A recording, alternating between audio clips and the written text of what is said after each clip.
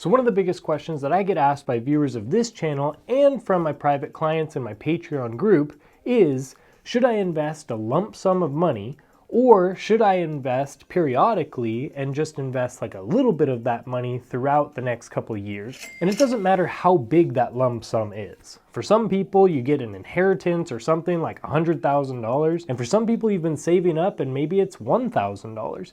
Either way, it's still that lump sum. This video is going to show you which option is best, but also give you options for you to decide, because at the end of the day, it's your money and certain types of investing work better for certain types of people. I'm also going to show you very quickly and simply how CPI data actually correlates with the return of the stock market, so you can get the most amount of profit in your investing. I'm going to tell you exactly how I would invest this sum of money as well. My name is Nolan Govea, my students call me Professor G, and I made this channel to make investing simplified. While this question is quite simple, the decision to actually execute this actually is not very simple. And anytime you're dealing with a lump sum of money, it gets quite emotional. So I hope this video settles some nerves.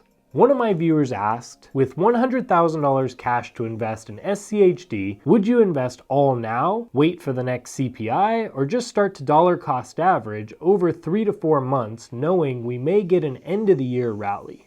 Great question, and this shows that this person is well versed and understands some big things that are coming, while taking into consideration all the things surrounding this predicament. Because if it was just easy, cut and dry, and the market just consistently went up, then the answer would be to just throw all your money in as fast as possible, right? The problem is, obviously, that's not the way the stock market works. While generally very reputable index funds like the S&P 500 has on average gone up yearly, specifically at an average rate of return of 11.82% yearly appreciation since its inception in 1957, this does not mean that every single year it goes up exactly 11.82%. Some years could be negative, some years could be super high positive, but on average, when you average out everything put together, on average it's gone up 11.82%. So you can see here visually that the graph generally is going up overall, but if you look closely, there's some dips in there. This specific chart is about 20 years of the S&P 500. To look at these numbers a little more closely so that we can understand the actual return each year, we can look at the yearly returns broken out individually here.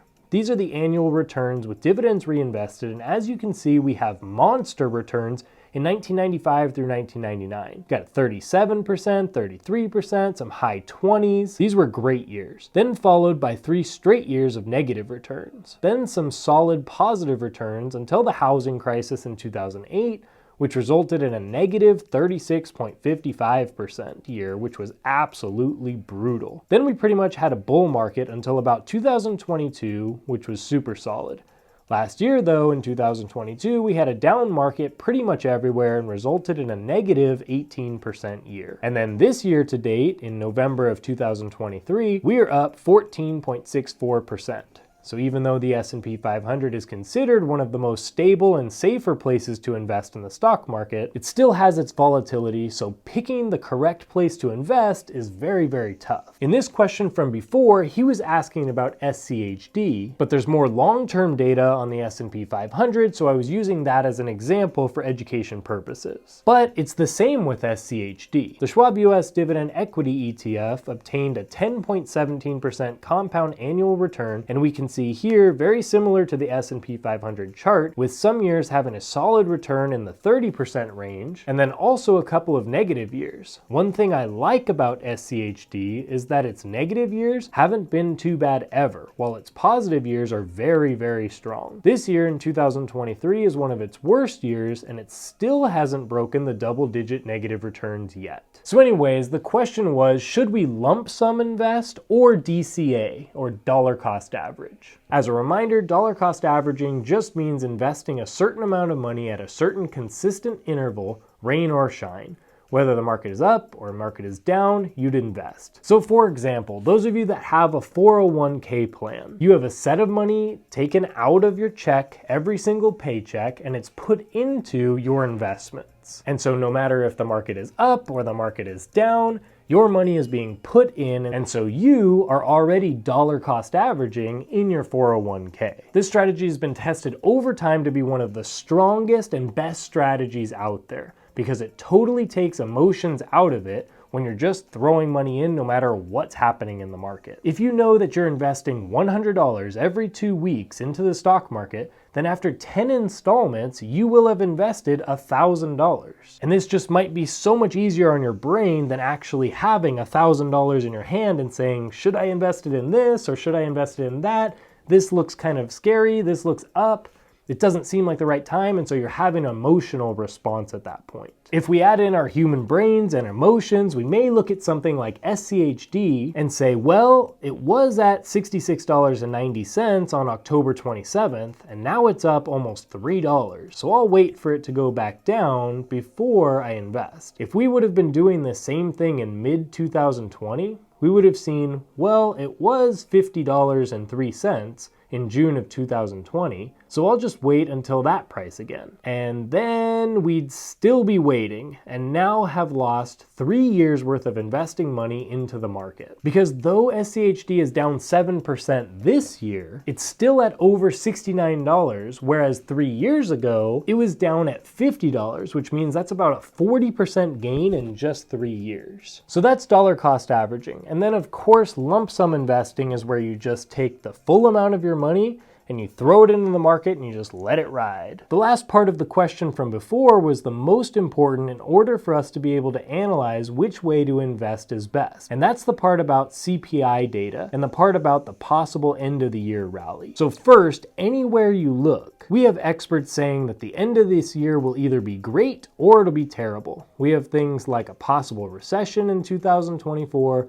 higher interest rates possibly coming, more bank failures, and so on. We also have news of good things coming, like interest rate pauses or even cuts soon, certain companies exceeding earning goals, and inflation starting to die down consistently. With this type of information, the market reacts, and so it's important to understand these things. As far as CPI data, there's actually some quite interesting correlation between that and the S&P 500, and it's somewhat different than I thought. CPI is the Consumer Price Index, and it basically tells us how bad or how good, I guess, inflation is doing. A healthy CPI is between 1 and 3%, but lately it's been way higher than that. Looking at this chart, we can see how CPI and the S&P 500 have correlated over the years.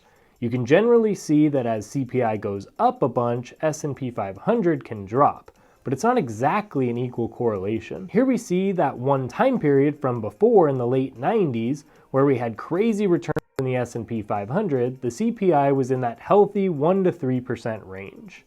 Here in 2008, during the market crash though, CPI was very low at a 0.1%.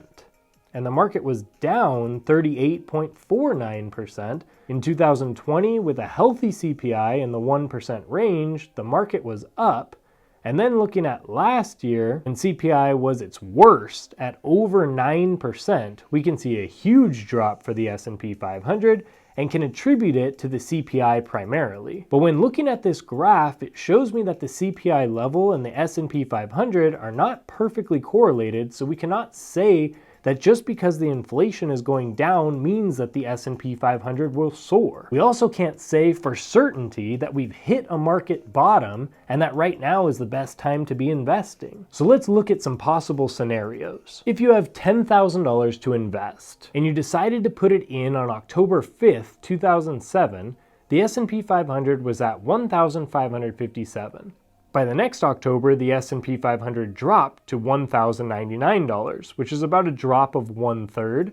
So now your $10,000 is worth about $6,667. Then in March of 2009, the S&P 500 is at $768, which is almost exactly half of what it was when you first invested. So now your $10,000 is now effectively about $5,000. But you were a solid investor and you stayed the course and understood that this is just a market drop and we have market cycles and we're gonna come back up. And you know that this is a solid index fund and that time is on your side. You left your money in to weather the storm, and now in 2023 with the S&P 500 at over 4,300, that's almost 3 times what it was when you put your chunk of money in, And so now that $10,000 is about $30,000. Had you dollar cost averaged instead of put in that lump sum, and maybe put in 1,000 or so each month or every 2 months, you would have been able to buy in at cheaper prices all along the way. So maybe instead of buying all $10,000 at a cost basis of $1,557, you would have brought down the average price to maybe $1,250. So instead of your $10,000 going up 3 times, it might have gone up 3.5 times. And so now your money could be worth closer to $35,000.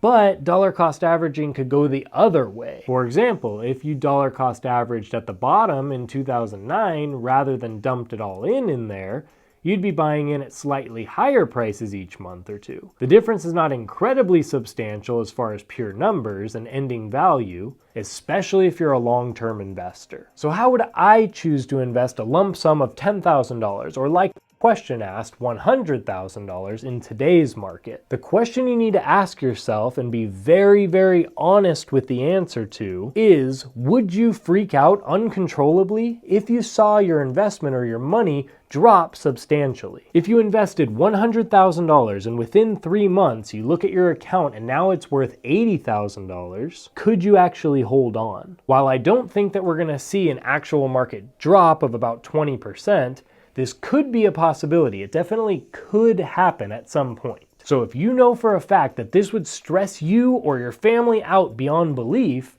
then you absolutely should not be investing a lump sum, and you should more so be going towards that dollar cost averaging strategy. For me personally, I have researched my ETFs and index funds like crazy, and I'm 100% comfortable throwing money into any one of those ETFs at any time, no matter if the price is high or low, if we're at the top or the bottom, it doesn't really matter to me. Even if we're at the absolute top of where this fund may be for the next year, I have no problem throwing my money in right now, because I'm not investing for 1 year or 5 years. My investing horizon is 10 years or further. And because of that, time and data are on my side. The way I'd actually do it, though, to give myself the most peace of mind, is that I would put half of it, so let's say $50,000 in today, no matter what the price is.